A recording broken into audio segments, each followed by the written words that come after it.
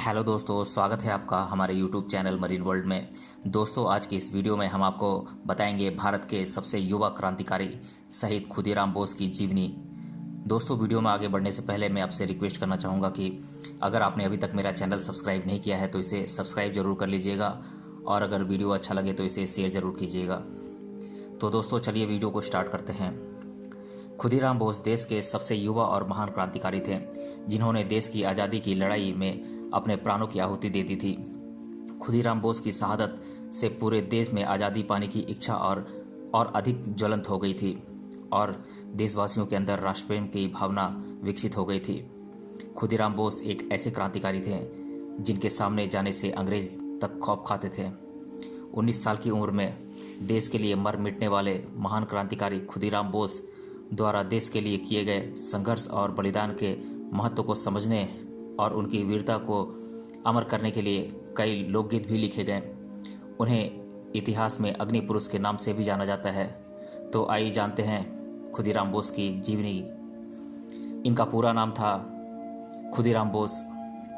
जन्म हुआ 3 दिसंबर 1889 हबीबपुर मिदनापुर जिला पश्चिम बंगाल में। इनके पिता का नाम था त्रैलोक्यनाथ बोस। इनकी माता का नाम था लक्ष्मी प्रिया देवी और इनकी मृत्यु हुई 11 अगस्त 1908 फांसी की सजा पाकर। खुदीराम बोस के जीवन और उनका प्रारंभिक जीवन कैसा रहा, उनका जन्म और प्रारंभिक जीवन कैसा रहा, आइए जानते हैं। खुदीराम बोस पश्चिम बंगाल के मिदनापुर जिले के हबीबपुर गांव में 3 दिसंबर साल 1889 में जन्मे थे। उनके पिता का नाम त्रैलोक्यनाथ बोस था और माता का नाम लक्ष्मी प्रिया था। बचपन में ही खुदीराम बोस के सिर से माँ बाप का साया उठ गया था, जिसके बाद बड़ी बहन ने ही उनकी परवरिश की थी। खुदीराम बोस ने अपनी शुरुआती पढ़ाई हैमिल्टन हाई स्कूल से की थी। खुदीराम बोस के मन में बचपन से ही देशभक्ति की भावना घर कर गई थी, इसलिए उन्होंने स्कूल के दिनों से ही राजनीतिक गतिविधियों में हिस्सा लेना शुरू कर दिया था। साथ ही वे उस दौरान ब्रिटिश हुकूमत के खिलाफ होने वाले आंदोलनों में शामिल होने लगे थे। इसके साथ ही उस दौरान अंग्रेजों द्वारा भारतीयों पर किए गए अत्याचारों और जुर्म को देखकर उनके मन में ब्रिटिश हुकूमत के खिलाफ इतनी नफरत पैदा हो गई थी कि उन्होंने अंग्रेजों की गुलामी से देश को आज़ाद करवाने की ठान ली थी और अपनी पढ़ाई छोड़ वे देश के स्वतंत्रता संग्राम में कूद पड़े थे। साल 1905 में ब्रिटिश सरकार के खिलाफ बंगाल विभाजन के विरोध में चल रहे आंदोलनों में खुदीराम बोस ने अपना पूरा समर्थन दिया और इसके बाद उन्होंने खुद को पूरी तरह स्वतंत्रता के आंदोलन में समर्पित कर दिया और फिर आज़ादी की इस लड़ाई के सबसे शक्तिशाली और युवा क्रांतिकारी के रूप में उभर कर सामने आए और देश के कई युवाओं के लिए प्रेरणा के स्रोत बने। इसके बाद वे पहले रिवोल्यूशनरी पार्टी में शामिल हुए। साल 1906 में जब खुदीराम बोस अंग्रेजों द्वारा बैन मैगजीन सोनार बांग्ला बांट रहे थे, तब उन्हें ब्रिटिश पुलिस अधिकारियों ने गिरफ्तार कर लिया। हालांकि उस समय खुदीराम बोस अधिकारी को घायल कर भागने में सफल हुए। इस घटना के बाद साल 1907 में उन्होंने पुलिस स्टेशनों के पास बम ब्लास्ट किए, डाकघरों को लूटा, अंग्रेज अफसरों पर हमला किए और तमाम अन्य क्रांतिकारी गतिविधियों को अंजाम दिया, जिसके बाद उन पर राजद्रोह का केस चल गया, लेकिन नाबालिग होने की वजह से उन्हें बाद में छोड़ दिया गया। खुदीराम बोस का ब्रिटिश मजिस्ट्रेट किंग्सफोर्ड को मारने का प्लान क्या था, आइए जानते हैं। कलकत्ता में उन दिनों चीफ प्रेसिडेंसी मजिस्ट्रेट के पद पर किंग्सफोर्ड था, जो कि एक बेहद सख्त और क्रूर अधिकारी था और भारतीय क्रांतिकारियों के खिलाफ अपने सख्त फैसले के लिए जाना जाता था।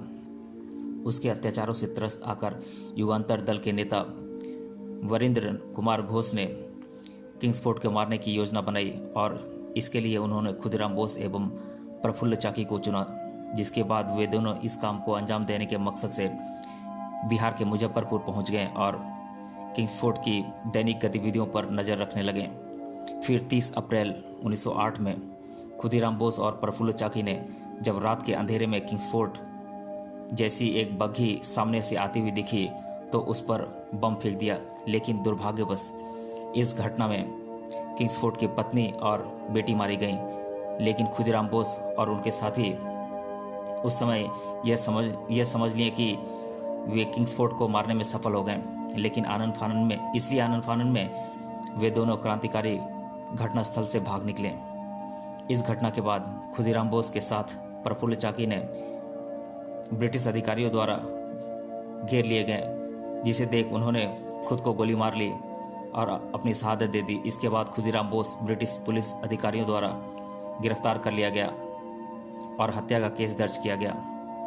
गिरफ्तारी के बाद भी खुदीराम बोस अंग्रेजी अफसरों से नहीं डरे, बल्कि उन्होंने किंग्सफोर्ड की हत्या का प्रयास करने का अपना अपराध कबूल लिया। इसके चलते इस युवा क्रांतिकारी को 13 जुलाई साल 1908 में कोर्ट द्वारा फांसी की सजा का ऐलान किया गया और 11 अगस्त 1908 को इस निर्भीक क्रांतिकारी को फांसी के फंदे से लटका दिया गया। इस तरह खुदीराम अपने जीवन की आखिरी सांस तक देश की आज़ादी के लिए लड़ते रहे और अपने प्राणों की आहुति दे दी। जब उन्हें फांसी दी गई उस समय उनकी उम्र महज 19 साल की थी। वहीं देश के इस युवा क्रांतिकारी की शहादत के बाद लोगों के अंदर अंग्रेजों के खिलाफ और अधिक गुस्सा बढ़ गया और तमाम युवाओं ने देश की आज़ादी की लड़ाई में हिस्सा लिया। यही नहीं, खुदीराम जी की देश के लिए किए गए त्याग, कुर्बानियों, बलिदान और साहसिक योगदान को अमर रखने के लिए कई गीत भी लिखे गए और इनका बलिदान लोकगीतों के रूप में मुखरित हुए। इनके अलावा इनके सम्मान में कई भावपूर्ण गीतों की रचना हुई, जिन्हें बंगाल के गायक आज भी गाते हैं। देश के इस महान क्रांतिकारी के लिए देशवासियों के हृदय में अपार सम्मान और प्रेम है और साथ ही इनका जीवन लोगों के अंदर राष्ट्र प्रेम की भावना जागृत करता है। खुदीराम की शहादत ने भारतीय स्वतंत्रता संग्राम को एक नई धार दी और फिर कई वर्षों की लड़ाई के बाद देश को आज़ादी प्राप्त हुई। इस युवा क्रांतिकारी को हमारी ओर से सत सत नमन। खुदीराम बोस के जीवन पर आइए एक नज़र डालते हैं। 1889 में खुदीराम बोस का जन्म हुआ 3 दिसंबर को। 1904 वह तामलुक से मेदिनीपुर चले गए और क्रांतिकारी अभियान में हिस्सा लिया। 1905 वह राजनीतिक पार्टी जुगांतर में शामिल हुए। 1905 में ही ब्रिटिश सरकारी अफसरों को मारने के लिए पुलिस स्टेशन के बाहर बम ब्लास्ट किया। 1908 30 अप्रैल को मुजफ्फरपुर हादसे में शामिल हुए। 1908 में ही हादसे में लोगों को मारने की वजह से 1 मई को उन्हें गिरफ्तार किया गया और 1908 में ही हादसे में उनके साथी प्रफुल्ल चाकी ने खुद को गोली मारकर आत्महत्या कर ली। 1908 में ही खुदीराम बोस के मुकदमे की सुनवाई 21 मई से की गई। 1908 में ही 23 मई को खुदीराम बोस ने कोर्ट में अपना पहला स्टेटमेंट दिया। 1908 में ही 23 जुलाई को फैसले की तारीख घोषित किया गया। 1908 8 जुलाई को मुकदमा शुरू किया गया। 1908 13 जुलाई को अंतिम सुनवाई की गई।